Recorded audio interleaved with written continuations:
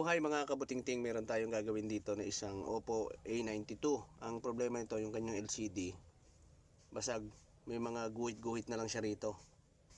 Kaya ang gagawin natin, magpapalit tayo ng LCD. Unang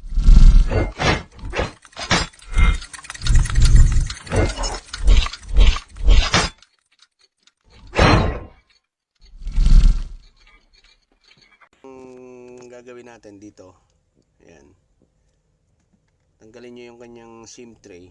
Tapos itong back cover, magbabaklas tayo. Iingat lang kayo kasi ito, ayan o, may mga kanya siya baklas o.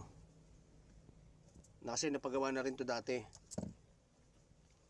kaya kailangan initan nyo muna to bago nyo tanggalin. Kaya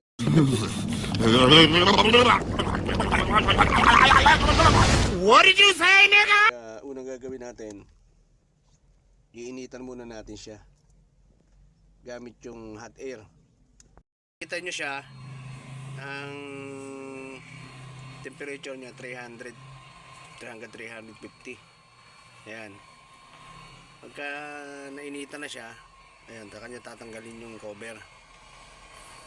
Dito magsimula kayo, dahan-dahan lang. Ayan, para pagka kasi nainitan niya, lalambot eh. Ayan o.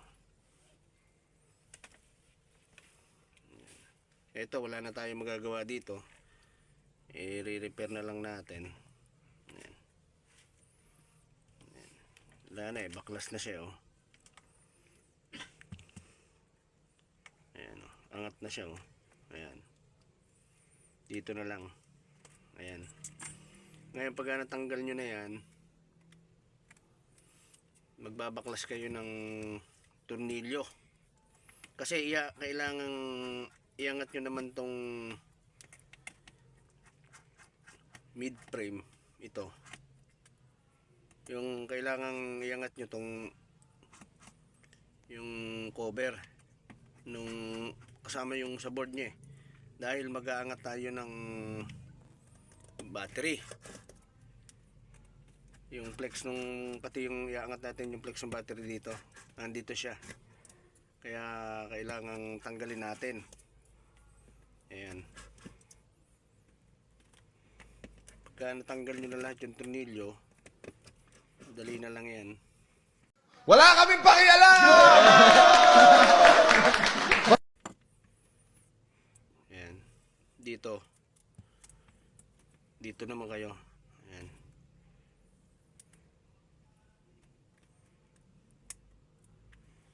ayan, para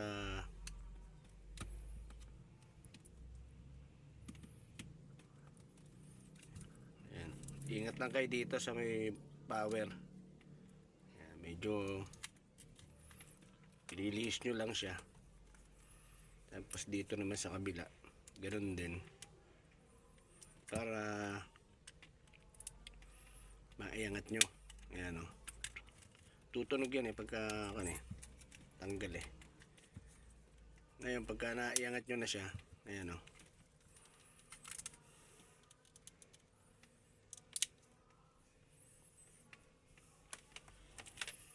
ayan, kukuhin nyo na lang pagka kaya nyo. Ayan,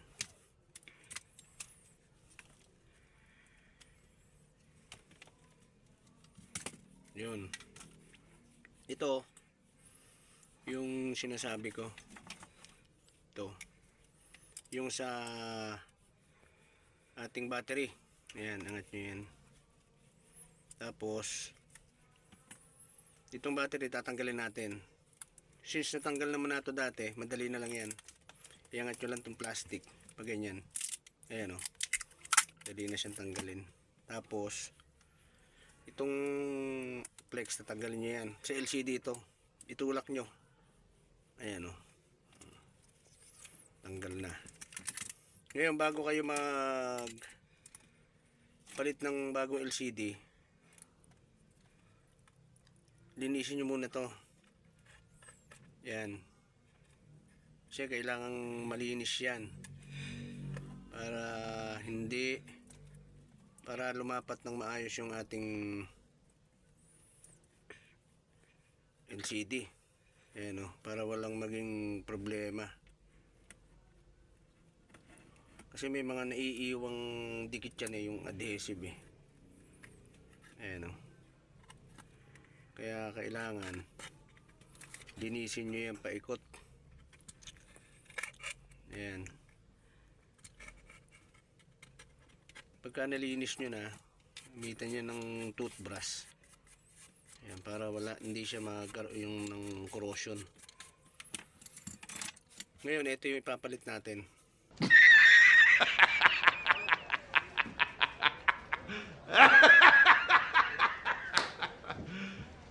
Bago nyo ilapat ito mamaya, tatanggalin nyo yan. Saka ito, yung may plastic na pula. Pero bago natin i-fix, kailangan matesting muna natin para kung sakasakaling meron siyang problema, ay balik natin sa ating supplier. Pero effective naman yung mga LCD na binibigay sa atin. Ayan, i-on natin para lang maipakita ko sa inyo yung tamang pag-check nung bagong LCD. Hindi na, hintayin lang natin saglit para maipakita ko sa inyo kung paano yung pag-check. Ayan, mga kabuting-ting, konti na lang.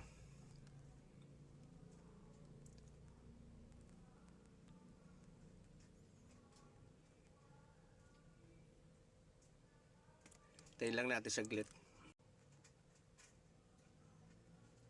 Ayun, bumukas na.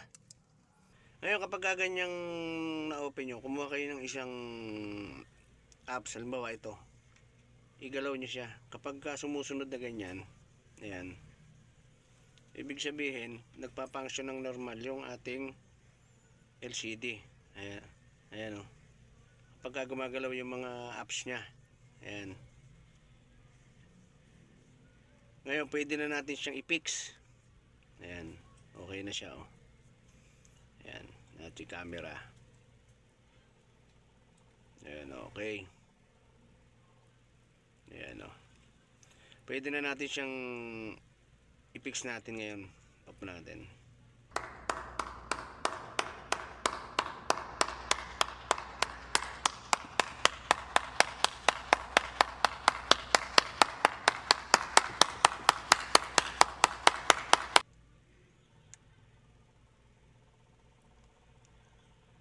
Ayan, bali bubuuin na natin siya.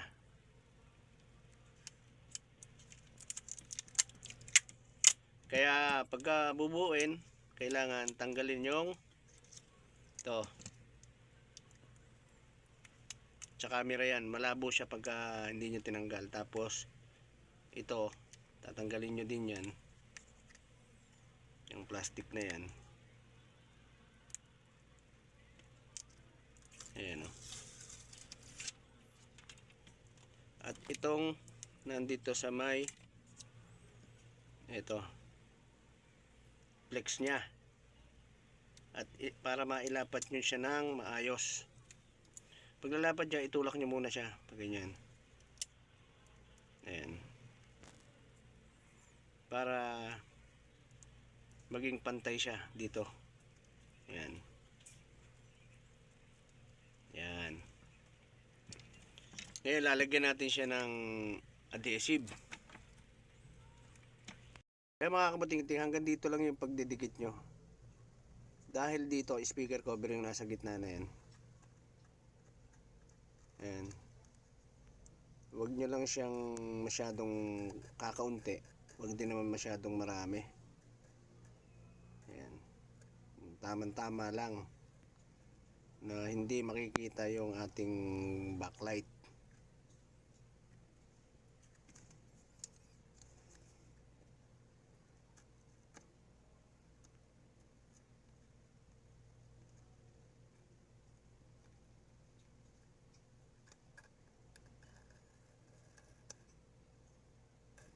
Ayan, konti na lang.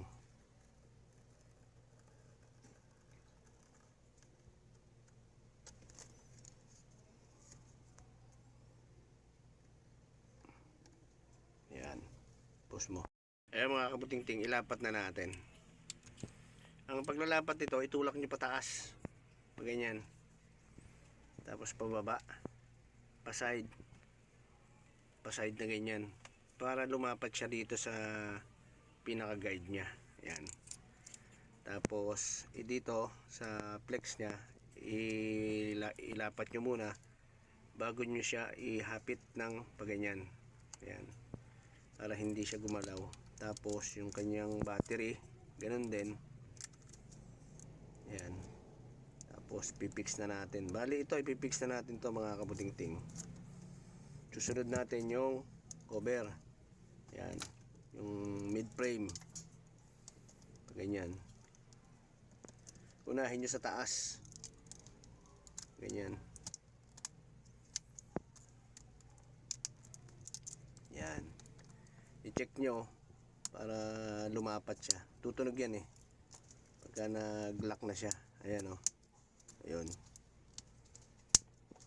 Natin yung mga tornilyo na tinanggal natin kanina. Lahat ng tinanggal nating tornilyo ay kailangang maikabit. Dahil importante yan. Yan. 2 hours later. Tapos lalagyan natin siya. Pag na-fix na natin yung kanyang cover, lalagyan natin siya ng tape at patutuyuin natin siya ng kalahating oras. Yan. Konti na lang para mabuo na natin.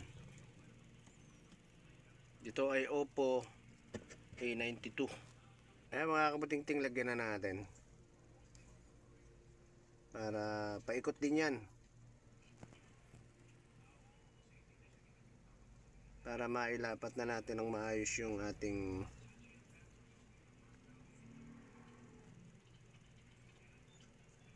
ayan.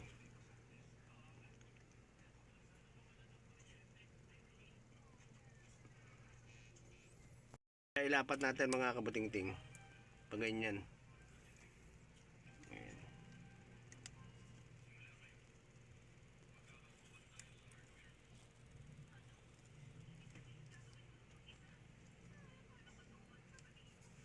Ngayon lalagyan natin siya ng tape kasama yung back cover ha. Ayan. Kalahating oras nyong patutuyuin para magamit na nung may-ari. Ayan, pag ganyan siya. Pero pwede na natin siyang isindi mamaya para makita nyo na okay na yung ginawa natin. Yun natin. Ayan o. Tayo lang natin saglit.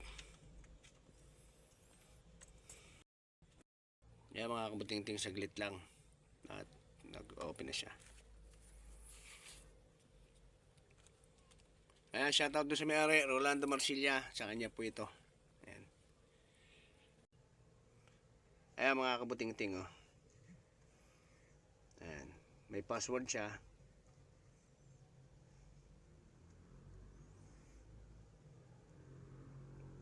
Ayun, bumukas na. Ayan oh. Okay na. Gumagana lahat. Camera. Ayan, may cover siya. Ayan o. May cover siya dito eh. Ayan, okay na. Magagamit na ng may-ari.